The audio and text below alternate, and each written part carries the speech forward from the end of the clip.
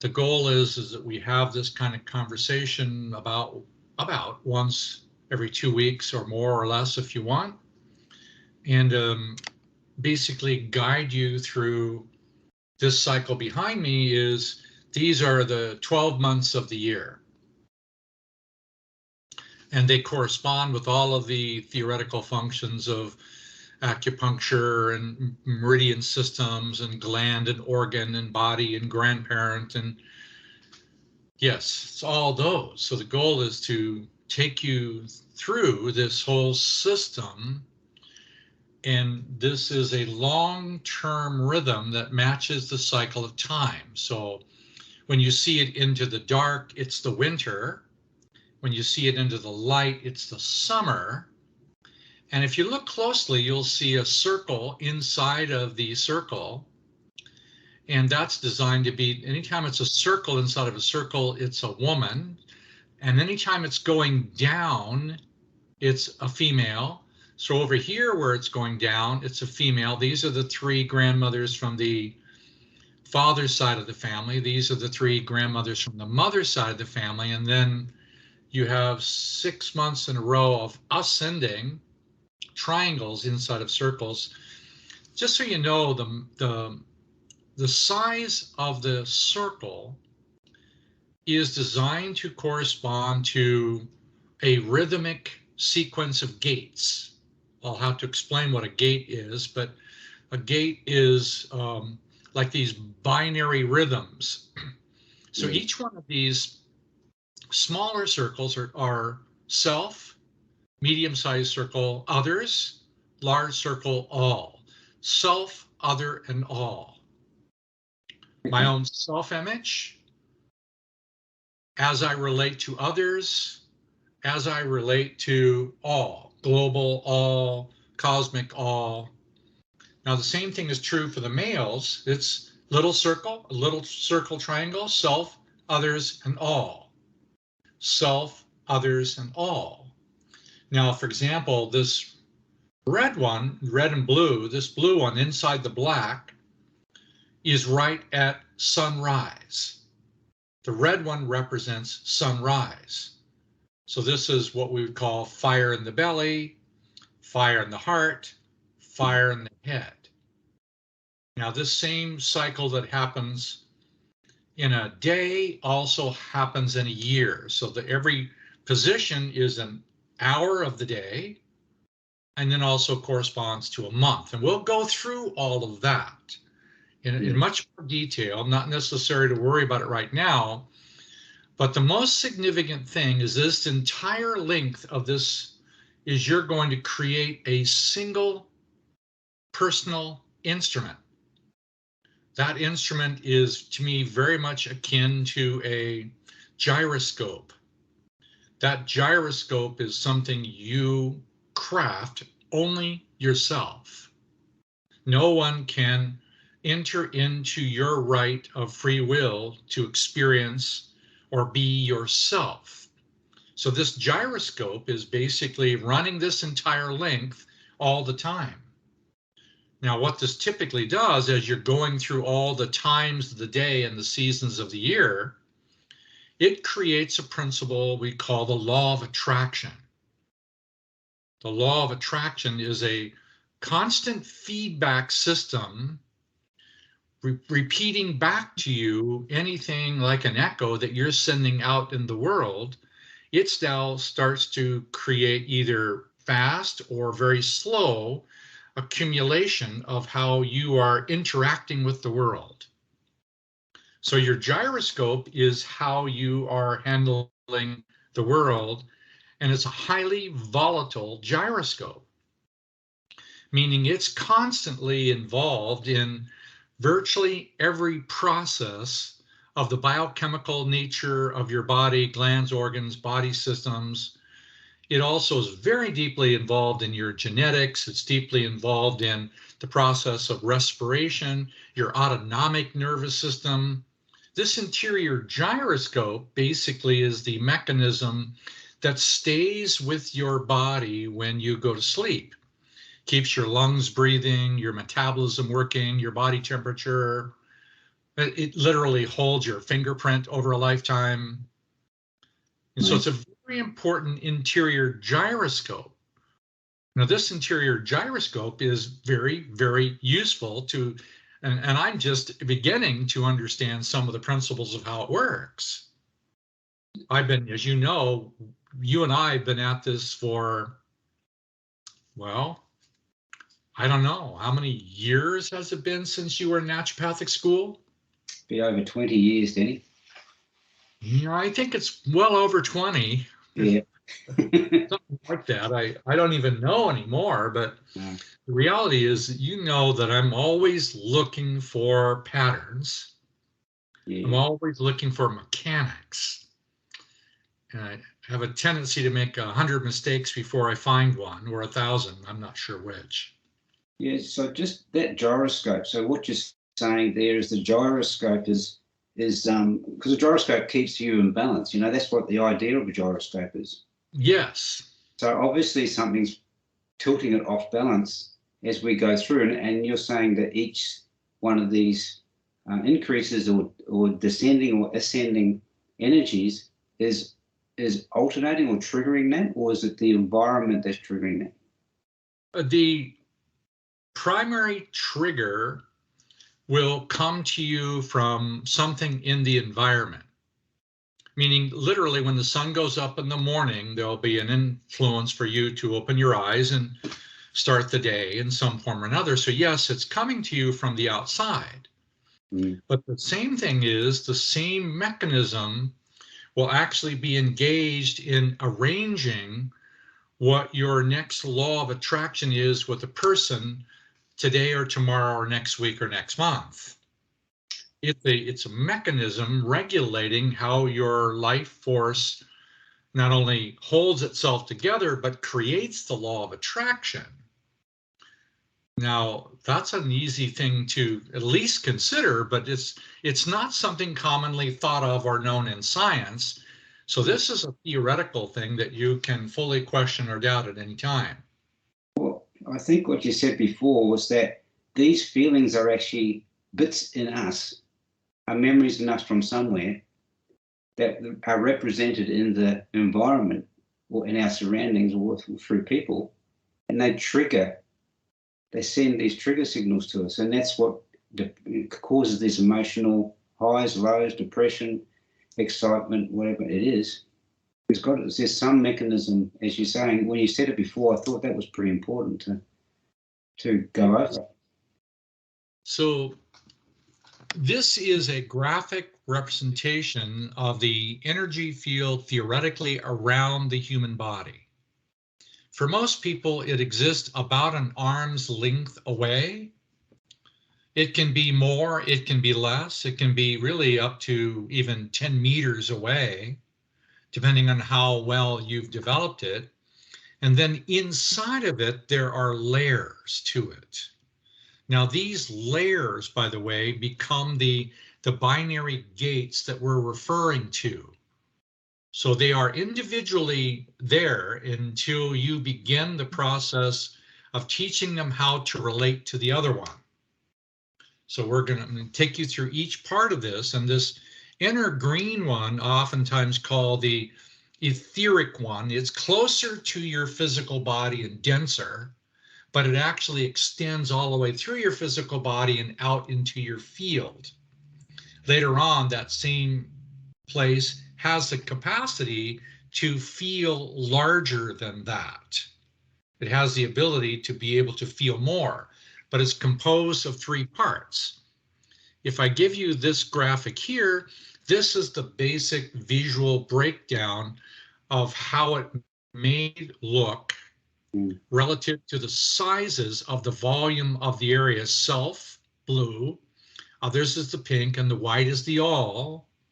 And these are about, no, they're not exactly right, because the white one would be a little larger and the pink one would be a little larger. Maybe even the blue one is even slightly smaller to start with. Sometimes I like to use, this is just a little object I have nearby. It's just, it has cream on the inside, and I like to go, that's about the right size. And the place that I'm going to suggest that you examine is that these three have, like rhythms of the hours or the days, they have distinct, almost like membranes between them. So the 2-hour segments of the day that we're familiar with in Chinese medicine, there are 2-hour segments. They're a sequential progression of binary 2-hour segments. Yes. Each 2-hour segment has a different function. I'm going to suggest that those interior individual ones, they can be filled in with clarity of intention. The goal is to get them to work for you. For example, this pink one has to do with the processes primarily of a lot of the physiological elimination. This pink one has a lot to do with the venous side of the heart, for example, and it has a lot to do with the spleen function. Now, the spleen function is connected to the pericardium function. You don't have to remember those things, but this is a basic thing about how the left side of the heart, it receives the old or dirty blood and brings it, cleans it. It cleans it out the kidneys. It cleans it out the lungs. It cleans it through the skin. It cleans it through other systems, including the bowels. This is a very important body cleaning function. The little blue one, don't get me wrong, that little blue one doesn't mean it's less important than the pink one, because that has to do with bladder kidney function. This happens to be also, by the way, the life force channel. This is the channel through which your life force moves through the lower body, and it's connected to all these other systems. So this interior one is significant because only you can dilate it. You're the only one that can move it. So you're saying, so you move that energy, and then what happens to the pink one? Does that automatically come, or do you need to? In the physiological systems, it automatically works. I think it can work at a higher function because it's automatically cleaning the body, because the interior mechanism is held together in another location, which I would call the one girl location, or the bones of the body, or the will. So it has a specific topography in it about what it does, right? So the will holds together. If we go back to the will function, the will is the skin of the entire system. So in a way, and I don't mean it to be exactly like this, the will to me is almost like this blue background. It holds together the whole system. Now, its job is to replicate what your memory is. It replicates the memory of what your genome has. It will replicate it. So if you have a memory of some traumatic crisis of some kind, its duty is to replicate it. So it will replicate your body. It keeps your body functioning with perfection by replicating the problem. And it just keeps replicating the problem. And that could be a problem long term if it creates a disease or creates a genetic mutation, or it kills everyone. Because that will-based mechanism remembers every thought, feeling, image, smell, taste, attitude, belief system, anything happening around you when you're a baby or you're an adult. This will-based mechanism remembers everything, and it has already an emotional reaction to everything. It's automatically taking in primarily through the senses. So it sees things you don't see, hears things, smells things, tastes, touch, and so on. It remembers your reactions about everything. Now, the cool thing about this mechanism It's designed to remember. It's designed to remember. We have another mechanism that's designed to forget. We have a mechanism between the 4 and the 6 that wants to forget everything. When you wake up in the morning and the bubble drops in your dreams, you know, like, it's gone, it shatters. Okay. You can't remember. There's a mechanism we practice every night about how to forget. We practice forgetting when we go to bed at night. We're practicing how to leave by forgetting. Now, the other part is the other one says, oh God, by the way, if you're dying now, you should take all your memories with you. Now, sometimes science will tell you that the memories are stored in the brain or they're stored in the DNA. No, the brain and the body, the DNA, are reflections of something else that holds all the memory. So in the way I showed you this one picture of it being here, if you would consider that the pink, not the same color as the other pink, it would be better if I made it the right color, that this is the outer memory mechanism. The memory is outside the body. Right. So that, yeah, that's amazing, isn't it? Because I mean, you can't put, you often think, you can't put a body together from a different bodies and expect it to have a life force. It doesn't come alive. But no one's been able to do that. So there's definitely something outside of what science currently understands of life in a body. And that when you go to sleep, you leave the body with that one and you travel according to what your desire has been. So we're really talking about soul, mind, body.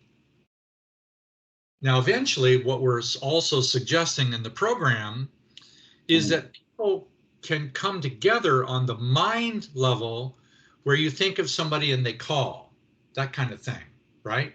You think of something intuitively or feeling level, you just notice anybody can come and communicate to your field. If you're prepared to be sensitive to it, you can feel other people thinking of you. Okay. We all do it. Because this area, by the way, is the place that's arranging who you meet tomorrow. It's arranging your law of attraction to replicate what the other memory is holding. Now, the fun thing about that other memory, when you start to get it right, it will remember for you and you don't have to do the same thing again. So what I found is about 4 months will produce a long-term memory. So there needs to be some clarity and some purpose and some understanding and as much consciousness as we can offer about how to create a memory. Because the other ones are going to happen automatically. They're compelling. You might try to control your behavior. You might try to direct your behavior. You might be good at it for a while and then it catches up and it replicates the problem that has not been addressed. Keeps bringing you the exact feeling you need to deal with. So there's going to be some thoughts that you need to be aware of. And how do we align ourselves to find out about what we need to work on? What's the key in it? Come to you automatically. Okay. The moment you start having a sincere desire to want to grow along this path, the moment that you have the sincere desire to want to, I'm going to give it to you from a different angle. All I did was flop it over. This is more of a learning direction. This is your left to right. Yeah. Later on, not to confuse you, this is the same one that is right to left. Yeah. Not important right now, but that's going to be the way we unwind some feelings that are deeper. But now we're back to, okay, we're not even on this one yet. Now, for me, I'm saying this is a one size fits all. You remember how we used to have left brain and right brain? Yeah. We used to have father's side, mother's side, you know, and now in the later functions of science, they don't do left and right, or they don't do sympathetic and parasympathetic. Parasympathetic would be a cooling mechanism, and sympathetic a heating mechanism. Well, when people are a flower type, and they're 95% of the flower types, they go to the masculine side of the family. That used to be the left brain function. That's logical, practical, tenacious, technical, engineering. So the sympathetic side is the masculine side of outbound. The feminine side is the receiving, changing, transmuting side. This is also the yin. Now, these two right here are like left brain in the old language and right brain, but they have a dynamic relationship between mother and father. Now, if mother and father have an equilibrium of disequilibrated system, if they're fighting over something, then this boundary now has two types of symptoms: acute, active, banging symptoms, break a bone, heart attack, stroke, accident. People think they're accidents, they really aren't. This side gets into bump, hit, hard, break. The other one is sometimes called chronic, slow, emaciating, dying types of yin, cancer-oriented Parkinson's types, where they're just gradually disintegrating. Would that be like osteoporosis? Would that be one? Yes, osteoporosis is a type of building up to a point where something breaks. Okay. Right? So there are certain, so you'll have these two, right? The interesting thing about it, if somebody does this for a long time and they have a stroke, what they need to do typically, or they're going to do it whether they like it or not, is lay down. If somebody develops breast cancer, lung cancer, pancreatic cancer, they're going to get to a point where they need to lay down. Both of them are ruled by a deeper form of yin. That's unusual. We're saying this is yin and yang, and I'm saying there's something between yin and yang that is an equilibrating function. Now, for me, the equilibrating function is this curvature that pulses yin and yang. It wants to curve yin in the fall and the winter, and it wants to come out in the spring and the summer. This is a yin-yang rotation. This rotation keeps moving and moving and has a lot that looks like a figure eight. This is the seasons. This is the same model you saw. This is an ascending and descending figure eight, and it's vertical. There's one of these energies that are vertical and one that's horizontal. So just so you know what this is really about, this is the wobble of the Earth as it goes around the sun. So you know that in the summer, the North Pole is, well, I guess our summer, Northern Hemisphere, it is pointed to the sun, and that's summer. When it turns around to the Southern Hemisphere, that's your summer. Now, when it makes this turn, it's always wobbling a figure eight. The axis of the Earth is always wobbling a figure eight. That's what the figure eight is. This is a figure eight. So to me, the linking of time over the day and the month and the seasons is a linking of the time of the year and progressions of life. This is like a desire to want to be in harmony with the design of time. That concept is pretty big, isn't it? Because the figure eight is never ending. It's a continuous loop. Yeah, it's continuous. Now, I'm suggesting that the gyroscope is right there. Ah, okay. It's right there at the yin-yang function. Let me show it to you in a different way. You see that gold line? Tightrope.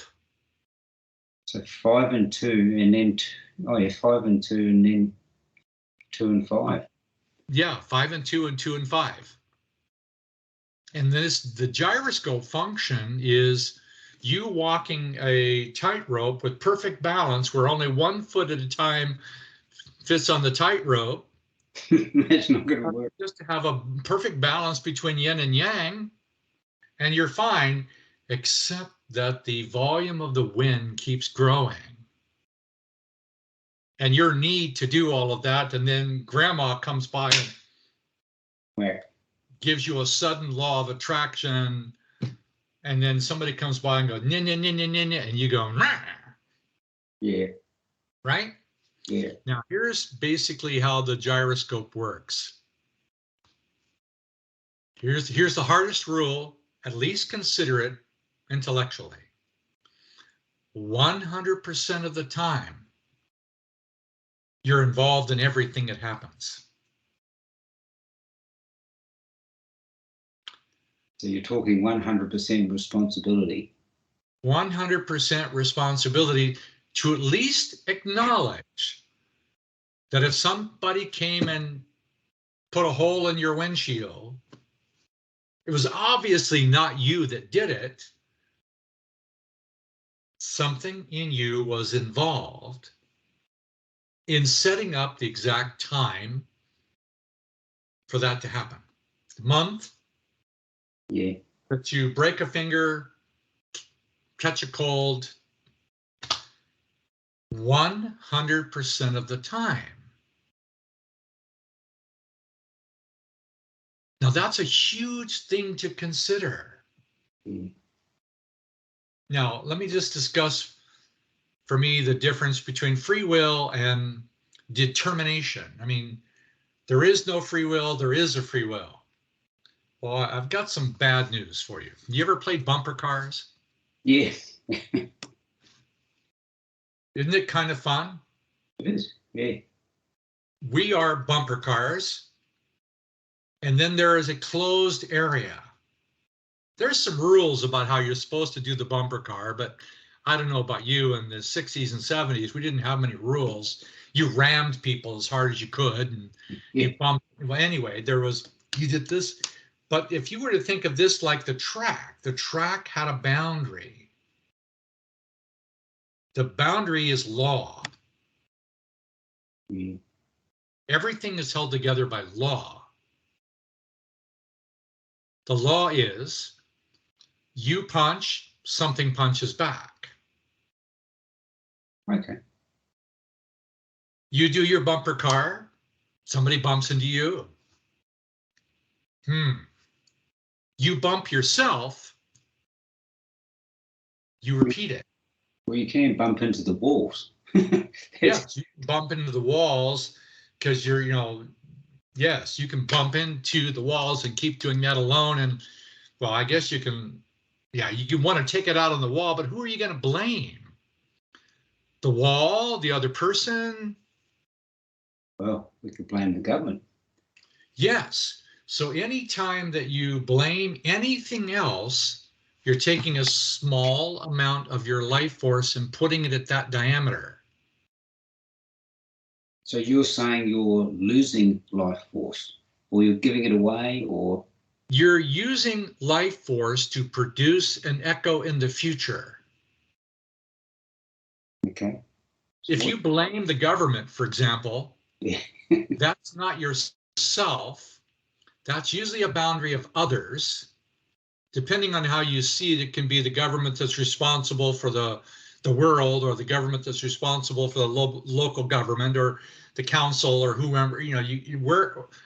Wait, who's the owner of all of this? Who are you blaming? So anytime you put it out there, if you put it out there at the top of the boundary of 6, it's going to be in the head. If you put it out there at the top of the boundary of the 5, it's going to be in the throat. Now, these numbers I'm giving you are diameters. If you're blaming somebody on your team that you know, that's a 4. If you're blaming somebody in your community or your school right around the corner of the fire department in your physical community, that's a 3. If you are blaming yourself, that's a 2. We can get on down to blaming the physical source of life, which I wouldn't recommend. That's blaming the maker of your bones, but we won't go into the maker of things right now. I'm saying wherever you send your energy, without even thinking about it, it's going to go out there and rebound back. Problem is, 97%, maybe 96% of all the things that are rebounding, you already set in motion. Because you have belief systems about what's real, what's not real. You already have belief systems about government, about money, about sex, about whatever. You already have systemic belief systems that take your energy and send it out most of the time before it gets to you. Yeah. Before you even have the event of that feeling, it's already sending it out at that diameter. Now, some of that's really important because it makes your bones, your skin, your glands. So there are things in the head that you know about, pituitary functions, and they're really good to have functioning, brain functions and so on, thyroid function, pericardium, thymus function, liver, pancreas functions, and on down, adrenals. These are communication systems, all ruled by diameters. Your job, should you choose to accept it, is to take this and create a perfect gyroscope by intention. So when these bumper cars come along, you remain in balance. Yes and no. Your job is to feel the bumper car and your urge to want to go there to the driver and go, thank you for helping me feel. You just turned it around from the other person bumping into you to now receiving that, thank you for helping me to feel more. Because whatever the attraction is designed to reveal something that you have shut down. Oh, okay. You've shut something down, automatically made it numb. So it's not a matter about being able to not respond, but to invite the feeling in. And as it's moving you, very important principle, as it's starting to shake you, and sometimes it's not easy to say, thank you. I want to now, while this is moving, I want to feel every feeling like this. And every feeling like this I've ever denied. Ideally, you want to do something new with the feeling. I want to find the truth about this feeling and what feeling inside of me I'm hiding. So if somebody is a biochemical addict of something, no matter what it is, smoking or food or sex or something, somebody is an addict, they're using the addiction to avoid a feeling. The goal would be find the feeling that you're denying. And why is it important to feel those feelings of other feelings when you're feeling them? So the desire is to take the current feeling that's coming in, maybe it's a frustration, of anger about something, and you go, wait, I'm applying the rule that 100% of everything that's coming at me from the outside is related to something inside me.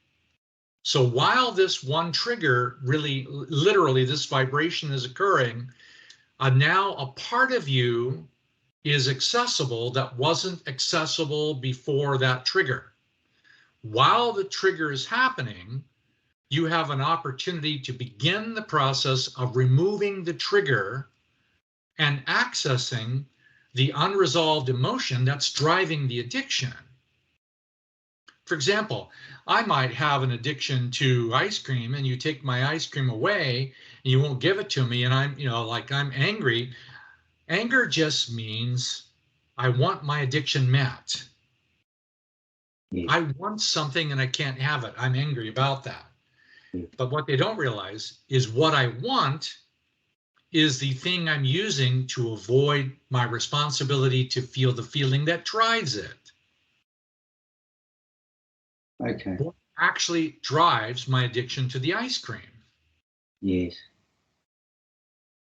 There is something underneath it that the ice cream gives me a biochemical way of avoiding that. So the gyroscope is designed to take you deeper and deeper into the feelings that you are denying, while giving you the means to join the feeling with the next instrument. The first blue one is I feel. Now remember, the first one has a diameter that covers about the space of the heart. I prefer it to be an open, upright cup, about the size of two hands together under, which is now I'm going to feel. Here comes a trigger. I'm going to feel this trigger with my heart. Now, before you go through with that, you can start with a couple of easy answers. One, why are you doing this? What's your motive for wanting to do it? And then later on, how sincere are you about doing it? Now, you're allowed, by the way, to keep examining the sincerity and the motive. The sincerity and the motive is combined in the intention. Why are you doing this? You can change that anytime you want. You can say, well, I'm doing this to be healthier. I'm doing this to be happier. I'm doing this to be successful. I'm doing this to be one with God. I'm doing this because I want to find my soulmate. I want to do. And you can change it anytime you want. You can have more than one. Start where you are. Just start where you are and go, okay, my desire to want to do this is because, you know what? Nothing else has ever worked. I want to do this. I want to stop being who I am. I want to change everything. I want to grow. I want to be alive. I want to love. I want to be happy. I want to, whatever. You can have your intention. Later on, you're going to find that your intention will move, and you're going to find that your motives will move or change at different times. Because you can say sometime, wow, I really want to do this because I want to be healthy and live for 150 years. No, I want to be happy. I want to be joyful. I want to do this so I'm more sensitive to music. I want to do this because I think it might end world hunger. Yes. Whatever diameter it is that you want to be involved in, now you can make that. So when it comes in, thank you is a good one to use. Come on in. Now I want to feel this now while it's moving. You can say, show me. Now here's a challenging thing. Who are you talking to? Exactly. Who are you saying, okay, I'm going to experiment with the white ball being an act of being guided or agency, or someone is capable, some part of you, if you want to say my higher mind, higher consciousness, whatever it is, my intelligent self. Or you can say, okay, I believe in angels, I believe in the all of the source or the cosmic. I can believe in Jesus and the feminine and this and that. You're allowed to test anyone you want. You can even say, I don't really know who to trust, but I would really like to trust the best one. Yeah. And you can experiment. Show me who you are. Or if you say, I don't believe in God, then you show me who you want to emulate, Gandhi, or you want to emulate Buddha, or you want to emulate the Dalai Lama, or you want to be. Typically, we're saying that this one is higher, more advanced, more loving assistance is available to you. Now, this is something you have to experiment with. Yes. The one up here is the blue one. I'm going to feel this because it's my feelings, and I'm the only one who has the free will to dilate my feelings. Now, the moment that you start to have a sincere desire to feel or grow or change or whatever, this is going to run you right into a boundary where you've been comfortable being small in some form or another. Now you say, well, I'm going to experiment with this concept that I have a free will of some kind, and that I can use my free will to increase my capacity to grow. You can experiment. Now you have some options. You can wait until something comes to you and says, oh, Brendan, do this now, feel this. And you go, I'm going, okay, all right, I'm going to show me the truth about this feeling and every feeling like this I've ever denied. Show me what's guiding this. Now you have to ask, who are you asking to help you? Guardian angel, God, Jesus, Mother Mary, whoever you want, you can use that. So this is, so the blue circle, so the blue is that related to feeling through the mind or feeling through the heart? You're going to find that there is a distinct application for both. Right. You're going to find later that this is, in our language, in the RAYID speak, this is a two-girl phenomenon that relates to mother's mother, but this is also associated with your capacity to feel. So to step on the path is a feeling experience first. Now, this is something that you can explore. You can say, well, I'm doing a feeling experience only because I have the awareness and the logic to want to test that it's possible for me to feel. But you'll find out later that she's also connected to a different part of the family tree. And this, by the way, is your mother's mother. This is a blue ball, is mother's side, mother's mother. She's connected to 3 boys, her father. 3 boys also mind and awareness. Empathy and feeling preceding mind. Mind has a particular diameter to it. Okay. Mind has a diameter. It's primarily located in the boundary of the senses.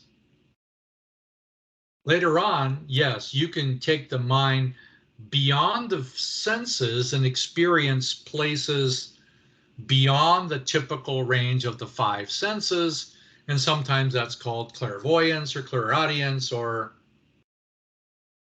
lots of other things. But I'm suggesting for the moment to step onto this path is going to be a sequence. Blue, feeling, you. Pink is how you process those feelings. This is a binary gate where you have to choose to use your ability to do the cleaning. You have to choose to want to change the feelings you have. Now that's an instrument, a powerful instrument of transformation. It is an instrument of transformation, but you have to choose to involve it. And that's feeling the other feelings that are associated or similar to that feeling. Yes, but it's also involved in the sincere desire to clean the feelings you have. I want to clean the feelings I have. Now, one of the underlying principles is something to consider is that before you incarnated the first time, or however, the first time you came into the world pristine and perfect. And you were dropped into a large bowl of muck. We'll call it muck, right? Now here you are, you're sitting in a ball of muck. But inside there, the mechanisms, all these mechanisms are perfectly sculpted. These are all instruments, capacities. The first step onto the path is a sincere desire to want to feel your own feelings. Okay. Then you find out the more that you increase the feelings of your own feelings, you start to realize, wait a second, there's a whole bunch of other feelings inside my feelings that aren't my feelings. You have to build up the capacity to feel in order to know the difference through empathy, the ability to feel the feelings of someone else. You might think of that as feeling somebody who comes into your office. You're feeling them, that's your intuition. I'm saying feeling the presence of other people's feelings inside you, where you feel other people's feelings, maybe put there in your childhood, maybe put there by your parents, maybe put there by your ancestors, maybe put there by whoever else. You're going to go, wait a second, how do I take the muck off of my pristine self? You need to develop a muck sensing mechanism called the capacity to feel. Yes, and this is what takes us off the gyroscope. So the indication that it's not something we want is that our gyroscope is rocking, or it's just not. I haven't got quite the word for that, but anyway. Yeah, it's not in a perfect equilibrium. It's wobbling one side or the other, because here comes night, here comes day, and it's all day long. It's changing. It's hot, it's cold, the wind's this, and this gyroscope is supposed to be able to handle all these environments of cold and all these environments of hot and all the variations in between, where we just had, a thunderous rainstorm come down outside, but it's the middle of the summer. It was 85 degrees, and all of a sudden, wham, here comes all. So there's a cooling mechanism over here on the summer. The gyroscope needs to be capable of handling all environments all the time. Now, to make the gyroscope, you need to step into the first step first.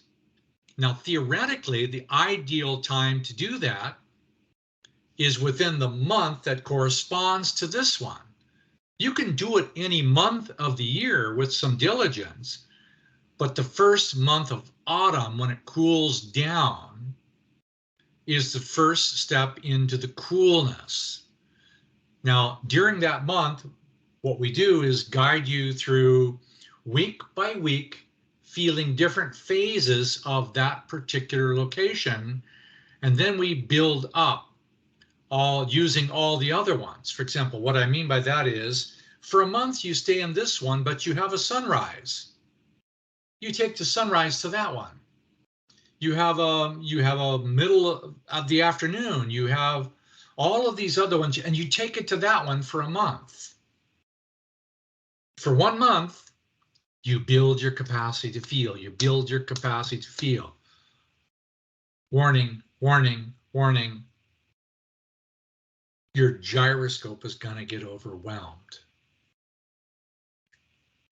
because you're now saying, I want to feel all the feelings I've been denying. Yes, that could be difficult. So part of it is, okay, I'm going to feel it to my capacity, because now you're using the gyroscope. The gyroscope is a composite of the first three. The gyroscope is feeling, change, and help. The gyroscope is the first three. Yes. So you're asking so when you ask for help, you don't need to obviously know the answer, because how can you know the answer? You won't know the answer because you've been numb to it all of your life. But now you're going, okay, I'm trying this, but using the part of the protocol that goes into the white is you're now doing this with some degree of the desire to trust the invisible. The invisible is that realm past the visible. So it's past the senses, it's past the mind, it's past the ego. The ego is a mechanism of duality. It's designed to keep things separated. Yeah. So it operates within the range of separation. It has a function until you choose to fill in the gaps. So part of this white one is, you can call it trust, you can call it faith, you can call it experimentation. I sincerely want the guidance to help me learn this instrument, that now this becomes the instrument theoretically by which you live and you process and you take it with you when you go. Now I'm suggesting that there is a angle to this. It's right in front of the heart, slightly to your right. Sounds weird, but things that are coming at you in the present come at you directly. Just slightly to the right, if you're engaging your right to feel, you're actually increasing it. Oh, okay. If you're engaging the experience of change, transformation, you're increasing it. Right now, you're increasing it. So if you're engaged in a trigger and you're going, okay, here's the blue ball, here's the pink ball, here's the white one, and you remember what they are, you're practicing your gyroscope. 100% of the time. Now, if you think you're not feeling something, practice your gyroscope. Show me what I'm denying. Show me what I'm numb to. I'm not feeling anything. Show me. I feel confused. Show me. You laugh. You get happy. Process that one. Show me this feeling and all the feelings like this I've ever denied. So process them. The gyroscope is designed to process them all. Now come back gradually to the beginning again and say, now, what is your actual reason for wanting to process all of this with your heart? You don't have to tell me, because you're the only one's going to know this, the intention, the purpose. Now, if you're an emotionally driven flower, I sometimes think you have an advantage, because you're naturally gifted in the capacity to feel. Now, the challenge is with most flowers is, who are they going to feel towards? Someone else. Right? You did this to me. Oh, I need you. No, I hate you. I need you. I want. And it's designed to be, I need the feeling inside me that will now increase my capacity to feel the actual me that doesn't really need anything or want anything. Now, that's not emotional control. That's emotional fluidity 100% of the time, with a perfect capacity to handle lightning bolts when they walk by and somebody's screaming at you or shouting at you or whatever. You're like, okay, this is. Yeah, so it's the underlying mechanism that's triggering you to do something that's not in line with your Yeah. The mechanism is good.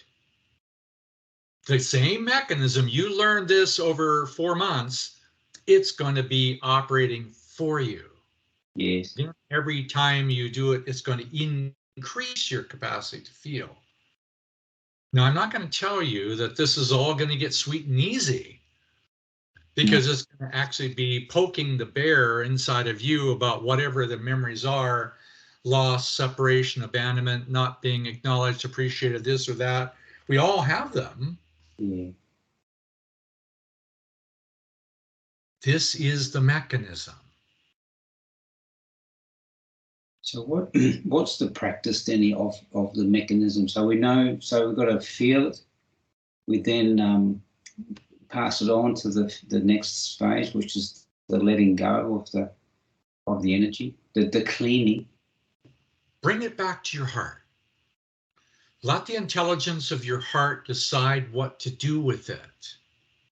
Because you're going to discover gradually, particularly right after 4 months, you're going to find out that some of the feelings that have been frozen inside of you in your childhood, you're going to take the protocol, is going to feel them, and it's going to transpose them into energy again. The energy that was blocked for your own intelligence, your maturation, your strength, your happiness, your good looks, was frozen in childhood. So you don't want to get rid of it. You want to open it and let your intelligence reabsorb the life force that was frozen. Okay. Another one you're going to discover, not so pleasantly, is that there are a bunch of memories in there that were not frozen by you in your childhood. They're frozen by somebody else in their experience. Your grandmother, your great-grandfather, they had a tragic moment, a stress of whatever, that unresolved memory came down to you, and now you keep tripping over that same memory. Now that one you do want to transform, open it up and liberate and give it back. So transgenerational memories. Yes, transgenerational memories are different than childhood memories. Now, in order to distinguish the difference, you have to increase your capacity for empathy by a factor about 7 to 10 times. I mean, literally, you have to increase your capacity to feel. And then your discernment of which one it is will be automatic by the mechanism. And then you'll run across, well, you'll run across the hard one. All the ones you put there with your will. Frozen ones in your childhood, easy like cotton candy. Some of the other ones, your parents, well, not so easy. Grandparents, hard to find sometimes, tricky. The ones from mass consciousness, they're usually fairly easy to see, not so easy to get rid of.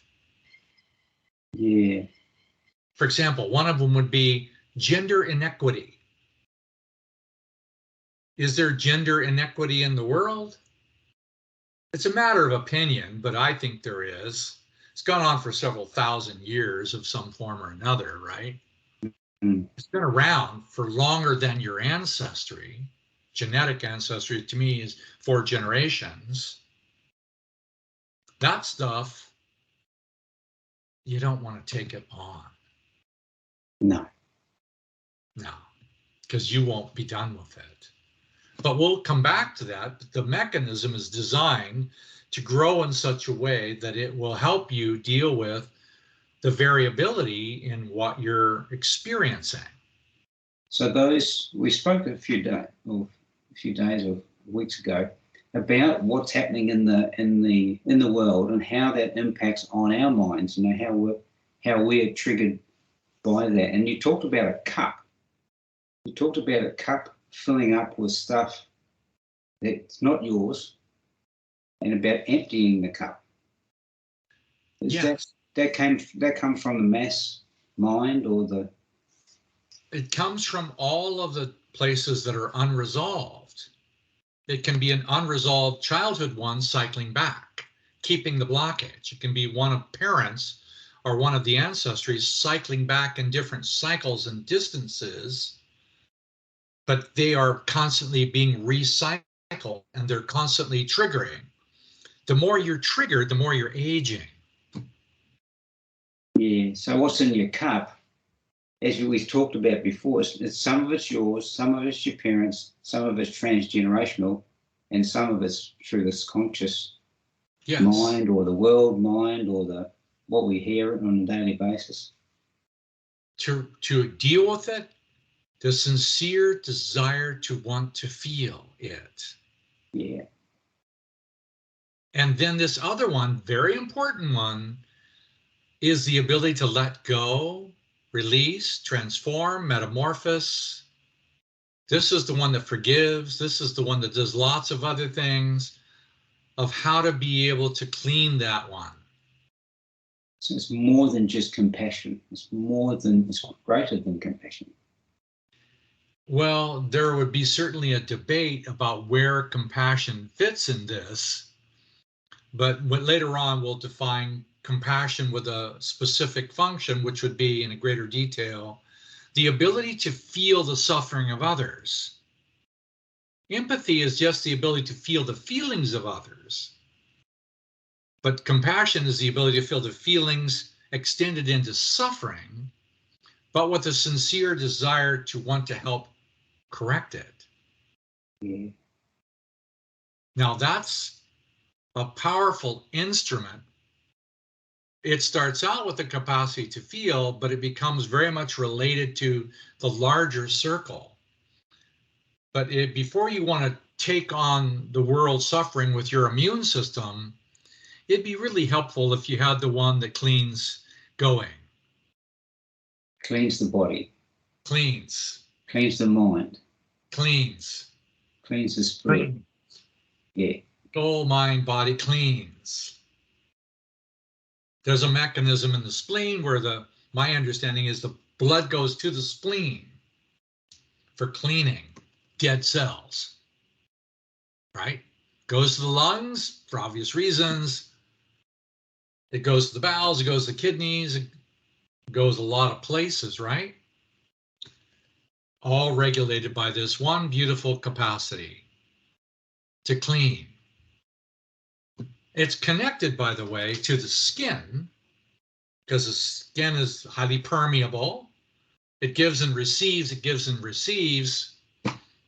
but it's cleaned. This is your gyroscope. So you clean it, and then you're handing it over, saying, I need help. Show me.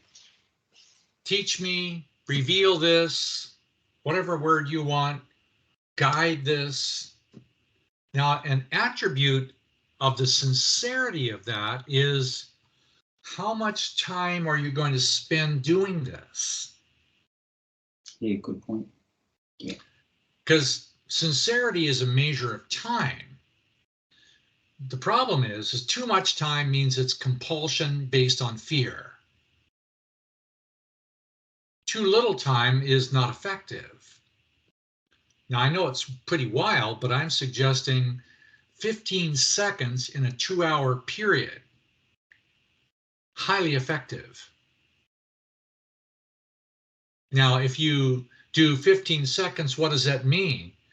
Now, I'm saying, wait, you're in the middle of the afternoon and you don't feel triggered, but you go, I'm going to process my own doubt, confusion, numbness. I'm going to process what I want to process. Yeah. Yeah.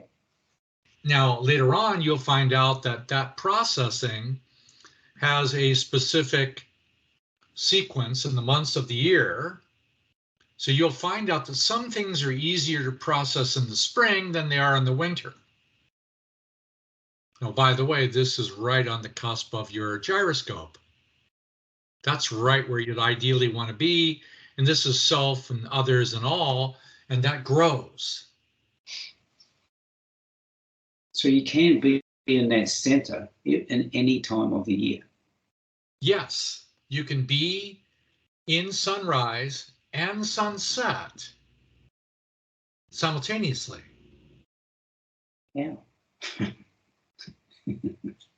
By the sincere desire to want to feel both of them simultaneously. You can stop in the middle of the day and just have a good feeling. I sincerely want to know the actual feeling of sunrise. And you know what it feels like to have a sunset. There's a quieting in the evening. The interesting thing, I just mentioned that storm that came in real suddenly. it got so dark outside, all the birds started singing. Oh. Because they were sure it was sunset, right? Yeah.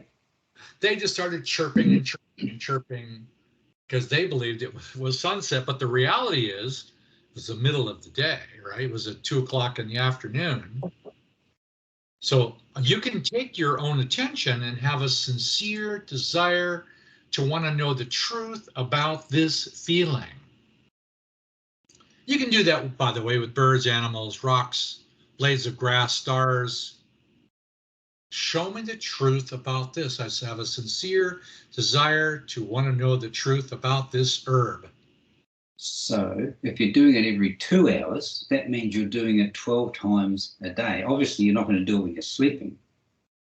If you go to sleep with the desire to be in harmony and seek for the truth, it's going to automatically continue for you if that was your last desire. That's smart maths then, isn't it? That you've That's- done 24 hours divided by 2 gives you 12, and that's the sequence. That's the sequence. And that's why. The same sequence here. It's the same sequence. I just have a tendency to use different images at different times. So it's math. Yes, perfect math applied. And you feel, you practice feeling, and then here comes something that your law of attraction has brought to you exactly at the time you needed to feel it. And I have to warn you, it will come. Yeah. And most of the time on some of the big ones, you'll forget. 10 minutes later, you go, I needed to do my protocol. To the big ones, you can go back to them 4 days later. Right. So what if you feel days are gone? So what if you feel something in between those 2 hours and say, man, I really need to work on this? Yes. Trust that. Trust that. The goal is to learn to trust what you're feeling. And if you say, I really want to examine this feeling. Yeah. That's important. Here's another way of looking at it, is it's around the body. The memory is actually stored in the pink one. All of your soul level memories are stored outside you. And through that, you're actually creating the physical body. The physical body is not a source of creation. It's a source of catches the creation. It's manifested by the outer one. Amazing. Now, if the outer one holds all kinds of ancestral pain, it will set this up to come to you in a specific month at a specific time. You will have that position. You'll break that bone, have that emotion. So when that emotion occurs, you can go back to it up to 4 days later if it was strong. If it's not quite as strong and you, geez, that person cut me off in traffic. I really felt like our friend Prakash, he said someone cut me off in traffic. There was almost an accident and they did this to me. They were driving around. And Brandon, who actually causes all this? Well, you could say if you left 1 minute earlier, it would never have occurred. And if he had just looked the wrong way at the right time or whatever, he would have been dead. Yeah. Who's that intelligent? There's an intelligence that knew exactly how to get both of them there at exactly the right time. Yes. Yeah. Trust that intelligence. For the lesson of him feeling, if not at a different level, if he had had an accident, yeah, it would have been another level of feeling. Yes, it would have been things that happen to the body are the last threshold. Okay. So this is pretty important. We do this work. So you're saying cleaning these 12 cycles will clean the law of attraction before it arrives. By feeling it when it's just a feeling as opposed to waiting for it to be a physical manifestation. Yes. And you can practice that. You can even practice that by standing and having a feeling at that hour of the day. You want to practice that hour of the day. This particular presentation that we're working on is not really about the different hours of the day. This is really more about crafting the protocol, the ability to be able to practice that. Well, I've got a reason. I've got a reason to do it. Is to reduce the damage to the body. Yes, that is your reason in this moment to reduce it. Yes. Yeah. Now the suggestion is, if people have something affecting the body, you use body remedies as fast as possible. Yeah, that's what we do. That's as a naturopath. That's how we focus on the body, mind a little bit. You know. You use the primary molecules associated with balancing the yin and yang function, whether it's herbs or nutrition or something else. You're trying to balance the body chemistry and deal with the symptoms of the body, while you start to educate them about the responsibility that they might be engaged because they keep their inflamed nervous system, immune system function is always angry at somebody. And this, to me, is probably one of the most delicate conversations to have to someone who hasn't concepted it before. Who hasn't. These things are coming to me in my field, and I could become aware and stop them, or I could, when they come and see us, normally it's acute, which means we need to do the herbals. We need to do the. You need to balance the body and the symptoms while giving back to them. Even the suggestion, there might be an underlying genetic or emotional reason, because both of them are emotional. Yeah. You may want to examine these things. And that's something we do. We do a bit of work in the weight loss space, and that's something that people, I think they struggle with a lot, because, and we're all doing this. We're all eating food to resolve something. Yes. Resolve, we're hungry, we're feeling something. We know that food's going to take away that feeling, or it's going to make me feel better. So, it's become as we talked about earlier, it's a substance. Yes. To get a feeling, to get away from a feeling, maybe. Yes, to get away from a feeling. So what you end up with is the opportunity to be able to bring the feeling back 18 hours later. So I had this near accident. I was yelling at that person. No, I'm going to practice accepting the responsibility that my inner intelligence, me or higher something, I'm going to show me the truth about what that really was about. Yeah. Show me the truth about what I avoided. And Prakash's answer was, yeah, God wants me to know I sure am lucky because that guy missed me. That's what his feeling is. It's just because he was lucky that happened. Well, maybe for now that's how he feels, but chances are there's probably something else deeper than that. Yeah. Hang on one second. Someone's texting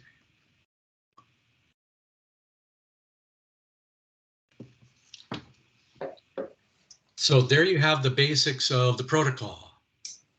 Okay. Now, best way to do this is to do your best, practice what you can, write down any questions you have, and then also take key events that happen in the next 2 weeks, maybe keep a little journal or something of what happened. Notice what time of the day it might have happened.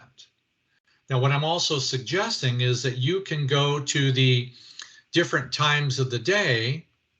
See, let me pull out another one here for you somewhere. Oh, let me just use one of the old ones here.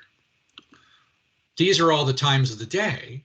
And if you notice that something happens at sunrise or 10 in the morning or midday, just notice when it happens. Why did it arrive? Show me the reason why it arrived then. Or you can just choose to pick one of these at random and decide that you want to increase it. For example, I would suggest, knowing that you're a number 1 sun, this is the number 1 sun position, which corresponds to mother's father.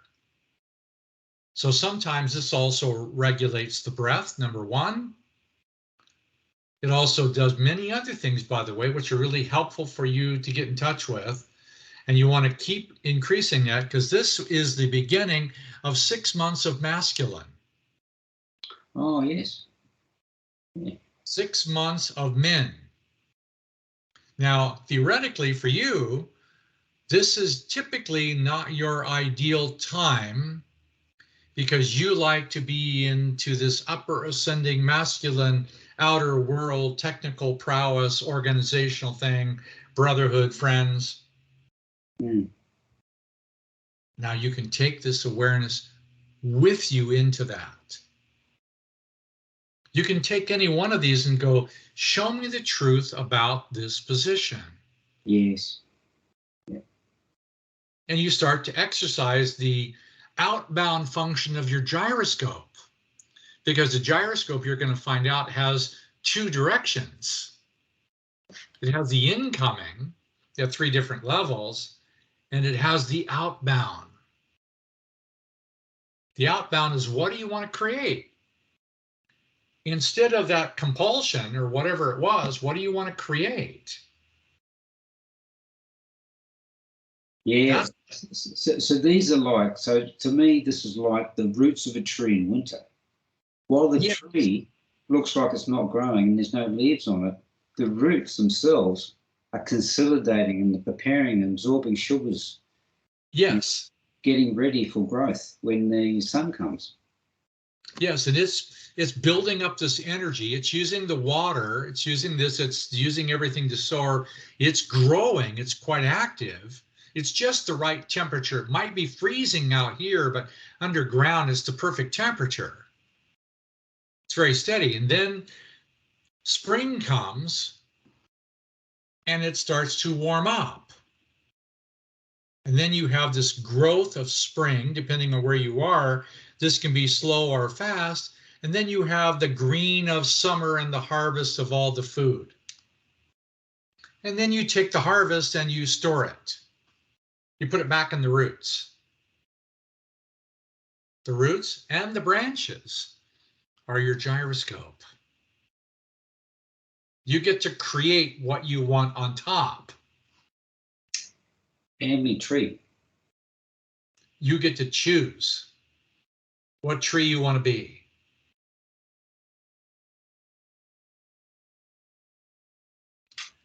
So my suggestion is, take this information, practice it for a couple weeks, come back and we'll do a question answer thing, a little shorter next time. This is basically a little introductory, from a little longer. We'll come back, give me your experiences, we'll talk through it, what that means, and work on it. Yeah. Sound good? Sounds good. Okay, Brendan, thanks for being there. This is going to be good for both of us. I enjoy your understanding already, your capacities as a naturopath, and then eventually when you get this, you can share it with anybody you want. Yeah, great. Thanks, Danny. It's been a pleasure learning the protocol, and I'm looking forward to, at the moment, I'm looking forward to it. I'm sure in 2 weeks' time, I might be different. There may be a moment when you want to yell at me about reminding me. Yeah. All right, you give both of those women in your life a hug and a kiss for me, will you? Will do. All right, yeah. Bye-bye. Bye-bye.